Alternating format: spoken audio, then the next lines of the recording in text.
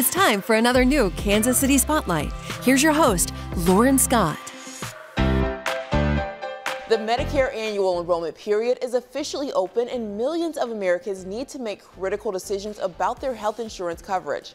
Joining us now to discuss from Aetna Medicare is Vice President and Chief Medical Officer, Dr. Ali Khan. Good morning. Morning, Lauren. How are you? So with the Medicare annual enrollment period officially open, what should viewers be thinking about before they choose a plan? Lauren, there's so much information swirling during the annual enrollment period. It runs from October 15th to December 7th.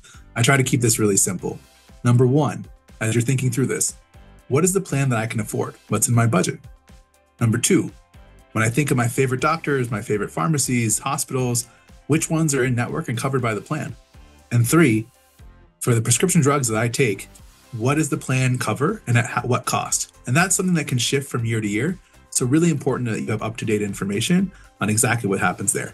There's lots of other variables. We'll probably get into some of them, but those three are the basic building blocks in making good decisions during this annual enrollment period. What can people do to promote healthy aging? So this is a fun question for me. As a primary care doc practicing here in Chicago on the West Side, I focus on this a lot, especially with my patients who tend to be mostly seniors. First and foremost is really digging in on prevention. And we hear a lot about mammograms and colonoscopies, which are super important. But honestly, simple things matter too. Did you know that an annual hearing test and an annual eye exam, a vision test, are two of the things, if we do them every year, that are some of the strongest things we can do to prevent the onset of dementia?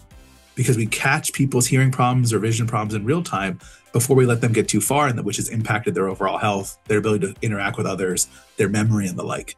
So two really simple things that can have such a big impact, which is why we at Aetna Medicare are so proud to cover those at no cost to anyone in the audience. Second, Lauren, it's moving.